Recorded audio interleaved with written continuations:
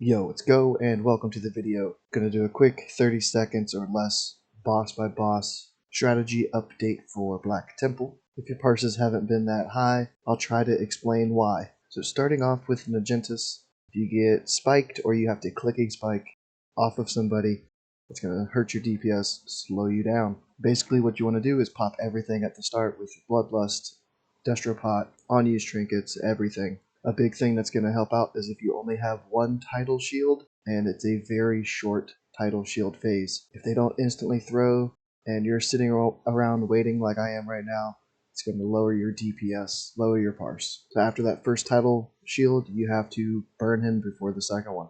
For Supremus, again, you have to burn as quick as you can before that kite phase happens. Once the kite phase does happen, as long as your tanks are picking it up and no one is having to kite and you can stand still, you don't have volcanoes popping up on you, and you don't have any of that blue fire coming at you, you'll be able to do your max DPS. If you get targeted during the kite phase and your tank is slow picking it up, mine instantly got it off of me. I was able to just keep casting. But I did get a volcano and had to move. If you do need to move, use Insect Swarm. It's very tricky though if you have to move because of volcanoes, because your totem range is going to get really weird. So make sure to keep an eye on your totems. And as long as you only have one tank phase, that's going to really help out. On to Shade. This is a really tricky one. A lot of people ask about this one. Even if you do it right, you could still have a really bad parse. It's tons of RNG for this, whether you get crits or not. What I like to do though is target a channeler that hardly anybody else is targeting and burn it down. I try not to moonfire except for on the first one because they die so quickly. The moonfire is not going to fully expire, so it's not going to be really worth that global. You should be starfiring as much as you can on the channelers. So if your group pulls a battle lord up for your warlocks to seed off of, do not attack that guy. He does not count towards the parse. Only the channelers, as far as adds go, will count damage wise for the parse. So after the channelers go down, you can find a sorcerer if there's one available and attack that. I found one right there. I started to hit it with anything that I could because they die really quick. And then as soon as Shade comes up, pop all of your cooldowns. You should have saved everything. You should not have Destro or on use unless you have two during that first phase. So pop everything and hope for some crits. Terran Gorefiend, one of the really easiest ones. As long as you don't get a ghost, you can stand in the same position, don't have to dodge anything, and just burn him down. Typically, the faster the fight though, the better, less RNG for you to turn into a ghost, and gives you a higher percentage of bloodlust or heroism uptime. ROS, there's 3 phases. First phase, pop everything, get your on-use trinket, get your Destropot going on cooldown as soon as you can. Once the tanks have a little bit of threat, you don't need to worry about mana because your mana regens to full between every single phase. So you want to have your cooldowns popped every phase. You see my ring procced during that phase right there. It's got a 1 minute internal cooldown. You're probably wearing that ring too, but just in case, I don't like to kill any of the adds or do any damage to any of the adds between the phases because I don't want that ring to proc on the trash. That's not going to count. So all of these souls, I let the melee, whoever wants to attack them.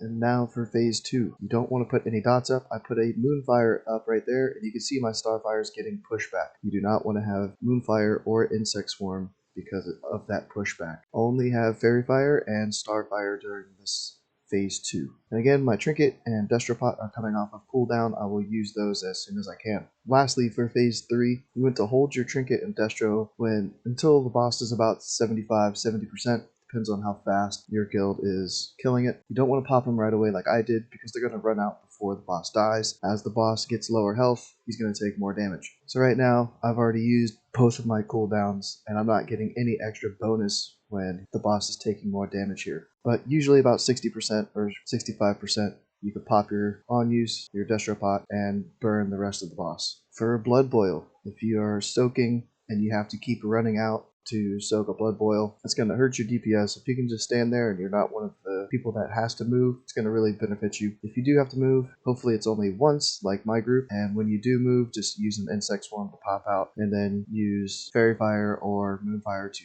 run back in. Getting Fell Rage is really fun, but it normalizes your damage, and you might have some high DPS during this phase, but it's not going to count at all on the parse. Similar to the theme of most of the other fights. The fight length is really going to determine your parse. If you have even more than one Fel Rage, it's going to slow everybody down. As long as it's a clean attempt and you only have one, maybe two, and you down the boss during the second one, that's really going to help. More than two Fel Rage is not going to look good. Mother Shaz, lots of different ways to tank her. I stand under the statue to where I don't get knocked up. The main thing for parsing on this is not wearing any shadow resist. People wear rocket boots that are engineers. I haven't even been wearing those. If I get fatal attraction, it's cat form and dash away. The main thing is going to be these debuffs that are happening and keeping an eye on those. If it's a buff to arcane, use your starfire. If it's a buff to nature, use your wrath. Really tough fight to parse on because of the randomness of the fatal attractions. Every balanced druid's favorite fight in Black Temple, Council. I think it's fair to say it's the longest fight without any phases to regen mana in between, which makes it one of the hardest. It's usually accepted that we can keep our innervate on this fight. Luckily, thank you so much mages for allowing us to have it. But even with having innervate, due to the fight length, we're still probably using mana pots, so it's really hard to use Destro on here. If somehow you can, if you're in a Shadow Priest group, that's probably going to help out on this fight a ton for getting a good parse. There's a couple of different strategies to try to improve your DPS. It takes a lot of raid communication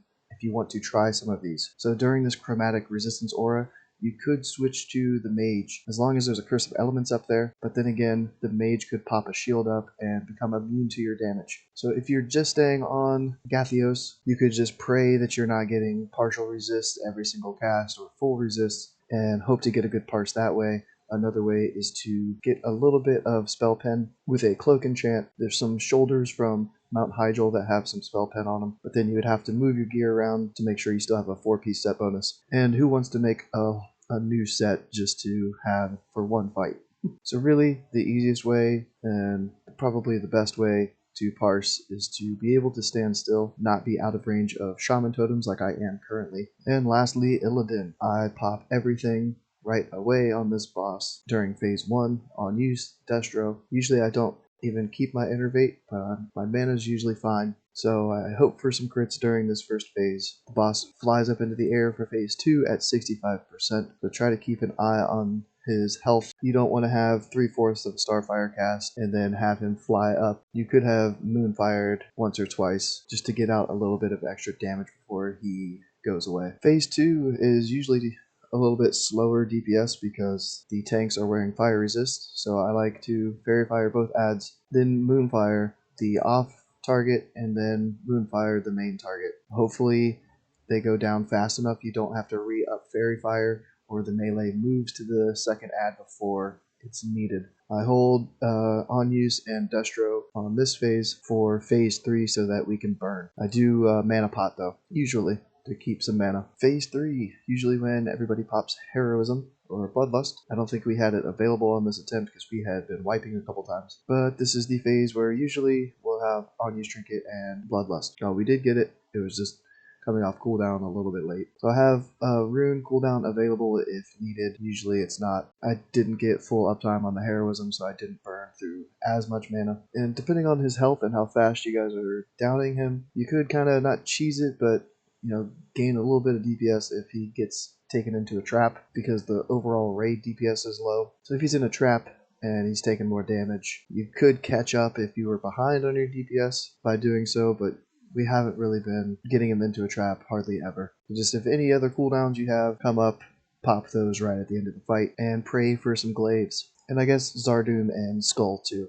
I did win this Skull, so yay! But that's it for the updated Black Temple boss strategies. There are many other things that go into getting a good parse, like are you getting power infusion, double, triple, lust, or heroism, your raid comps, debuffs, do you have an affliction warlock for the extra 3% spell damage for curse of elements, do you have a ret paladin for 3% crit, is there a shadow priest for misery? There's tons of other things from your raid that are out of your control that hopefully you do have. Even improved divine spirit priest really helps out a lot. But thanks for watching, and I will see you in Mount Hyjal for a recap of those bosses. Oh, Jesus Christ. Go, go, go. 3.7 to 4.1. Look at that chicken. Jesus Christ. monster.